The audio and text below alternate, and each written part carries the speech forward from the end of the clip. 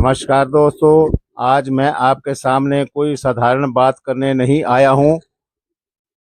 मैं आपके जीवन से जुड़ी एक ऐसी गहराई को छूने वाला हूँ जो ना केवल आपकी सेहत बदला बनाएगी बल्कि आपकी सोच, आपका मन, आपकी आत्मा बदल देगी। क्या आप जानते हैं कि हमारे शरीर में एक छिपी हुई शक्ति है जो अगर जाग जाए तो ना केवल हमारा शरीर स्वस्थ हो सकता है बल्कि हमारी मानसिक शांति और ध्यान की गहराई भी हसीन हो सकती है। इस वीडियो में आपके साथ योग के बारे में चर्चा करूंगा। योग के बारे में चर्चा करूंगा। योग एक संपूर्ण विद्या है जो हमें षटकर्म की क्रियाओं से लेकर ध्यान, मोक्ष और समाधि तक ले जाती है। योग का अर्थ है सदैव चंचल रहने वाली इंद्रियों को वश में रखते हुए मन को एकाग्र करना। जैसा कि आप सब जानते हैं कि आजकल इस आधुनिक समाज में कई सारे नए नए रोग फैल रहे हैं और ज्यादातर इनका औषधीय उपचार ठीक से नहीं हो पाता। यहाँ तक कि छोटे छोटे बच्चों में भी कई सारे रोग फैल रहे हैं और हम देखते हैं कि सारे रोग हमारे खान पान से संबंध रखते हैं या दोषपूर्ण जीवन शैली की वजह से होते हैं। एक तरफ तो हमने पश्चिमी देशों की तर्ज पर अपना पौराणिक खान पान छोड़ दिया है और दूसरी तरफ हमने पश्चिमी देशों की तर्ज पर भारतीय सभ्यता के सबसे महत्वपूर्ण विज्ञान जैसे आयुर्वेद और योग आदि को भुला दिया है। इसमें आश्चर्य की बात नहीं है कि बहुत सारे रोगों का इलाज हम योग की बहुत आसान क्रियाओं से कर सकते हैं और वह एक स्थायी इलाज होता है। लेकिन आज यह भी देखने में आया है कि योग का एक विकृत रूप हमारे सामने पेश किया जा रहा है। वह केवल आसनों को ही योग कह देना या कुछ त्रुटिपूर्ण प्राण की क्रियाओं को ही प्राणायाम कह देना आदि, जबकि योग एक संपूर्ण विद्या है जो हमें शारीरिक क्रियाओं से शुरू होकर हमें मोक्ष की ओर ले जाती है। योग का अर्थ है सदैव चंचल रहने वाली इंद्रियों को वश में रखते हुए मन को एकाग्र करना। हठयोग ग्रंथों के अनुसार हठयोग के 7 निम्न अंग हैं: षटकर्म, आसन, मुद्राएं, प्राणायाम, प्रत्याहार, ध्यान और समाधि। स्पष्ट है कि योग षटकर्म द्वारा शारीरिक शुद्धि से आरंभ होता है और समाधि तक ले जाता है, किंतु इसके लिए सभी अंगों का अभ्यास करना पड़ता है। हम लंबी बात ना करें तो संक्षिप्त में यह कह सकते हैं कि षटकर्म से शरीर की शुद्धि होती है, आसनों से शरीर में दृढ़ता आती है, प्राणायाम से शरीर में लघुता आती है, मुद्राओं से स्थिरता, प्रत्याहार से धैर्य, ध्यान से प्रत्यक्ष दर्शन और समाधि से निर्लिप्तता प्राप्त होती है। अतः हमारे इस जीवन यात्रा व परलौकिक यात्रा को ठीक से तय करने में हठयोग की विद्या पूर्ण रूप से हमारा मार्गदर्शन करती है। हम षटकर्म की बात करें तो इसमें निम्न 6 क्रियाएं शुद्धि के लिए की जाती हैं: नेति, धोती, कपालभाति, नौली, बस्ती और त्राटक। इन क्रियाओं को हम गुरु या किसी दक्ष व अनुभवी प्रेक्षक से सीख सकते हैं।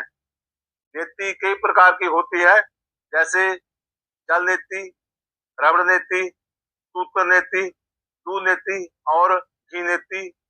उसी प्रकार धोती के भी कई प्रकार हैं, जैसे वमन धोती, बस्तर धोती, दंतमूल धोती, बाहिसार धोती, बारिसार धोती इत्यादि। इसी तरह कपालभाति के भी दो भेद हैं। यह सारी क्रियाएं शरीर की शुद्धि के लिए की जाती हैं और इनसे योग की शुरुआत की जाती है और इन्हें दैनिक नित्य कर्म में शामिल किया जाता है। मैं ये दावे और अपने अनुभव के आधार पर कह सकता हूं कि एक नेति ही कंधे के ऊपर के सभी रोगों को ठीक करने के लिए पर्याप्त है, जैसे कि नजला, जुकाम, खांसी, आंख का दुखना, गले के रोग, सिर दर्द, कान के रोग इत्यादि। मैंने वैसे पिछले 2-3 वीडियो में जल नेति करके दिखाया है। पानी नाक से पीना और मुंह से निकालना और फिर मुंह से पीना और नाक से निकालना। इससे जब हम पानी नाक से पी के मुंह से निकालते हैं तो अंदर के सभी रोगों का नाश होता है। पानी जब मुंह से पीकर नाक से निकालते हैं तो श्वासनली को विशेष लाभ होता है, साइनस जैसे रोग खत्म होते हैं। उसी तरह वस्त्र धोती या वमन धोती क्रिया पेट के सभी रोगों का नाश करती है, जैसे कि वेदे व जिगर की बीमारियां, भोजन की नली की बीमारियां, एसिडिटी, अल्सर इत्यादि। इसी तरह मैंने 2-3 वीडियो में यह वस्त्र धोती और वमन धोती भी करके दिखाया है। इससे जब हम वस्त्र धोती करते हैं तो फेफड़े और छाती के सब रोग खत्म होते हैं। पेट, लीवर का रोग जैसे अल्सर और पीलिया कभी होगा नहीं। गैस तेजाब कभी बनेगा नहीं और जब गैस तेजाब नहीं बनेगा तो कब्ज भी नहीं होगी कभी भी। और सबसे भयंकर बीमारी है बवासीर। जब गैस और कब्ज नहीं होगी तो बवासीर जैसी भयंकर बीमारी कभी होगी नहीं। मैंने अपने अनुभव के आधार पर देखा है कि दमे के वह मरीज जो फिक्स एनर का प्रयोग कर रहे होते हैं, इन दो क्रियाओं से ही हफ्ते के अंदर फिक्स एनर छोड़ देते हैं और 10-12 दिन में उनका पूर्ण रूप से रोग नाश होता है। इसी तरह कपालभाति भी हमारे कपाल का शोधन करती है, जिससे हम चुस्त रहते हैं, वह सिर दर्द नहीं होता। बस्ती क्रिया से कब्ज वगैरह की शिकायत दूर होती है। त्राटक से आंख के रोग ठीक होते हैं और न्यूली क्रिया से पेट के सभी अंगों को मजबूती मिलती है। इसी तरह हठ योग के अन्य साधनों जैसे आसन, मुद्राएं, प्राणायाम के अनेकों लाभ प्राप्त होते हैं जो शरीर की संसार की यात्रा को अच्छे से चलने में हमारी सहायता करते हैं। प्राणायाम से हमारी नाड़ियां जागृत होती हैं, मन स्थिरता को प्राप्त होता है। प्रत्याहार से हमारी इंद्रियां व मन अंतर्मुखी होते हैं और हमारे ध्यान में जाने की प्रक्रिया सरल होती है। अतः मेरा आपसे निवेदन है कि सभी लोग हठ योग को पूर्ण रूप से अपनाएं व किसी अनुभवी गुरु या दक्ष प्रशिक्षक से इसका ज्ञान प्राप्त करें और इसे अपने दिनचर्या में शामिल करें। इससे एक तरफ तो हम शरीर को स्वस्थ रखते हुए आत्मनिर्भर होंगे व छोटी छोटी बातों पर डॉक्टरों की तलाश नहीं करनी पड़ेगी और इससे स्वस्थ परिवार, स्वस्थ समाज और एक स्वस्थ राष्ट्र को निर्माण को करने में बहुत मदद मिलेगी। धन्यवाद। जय हिंद,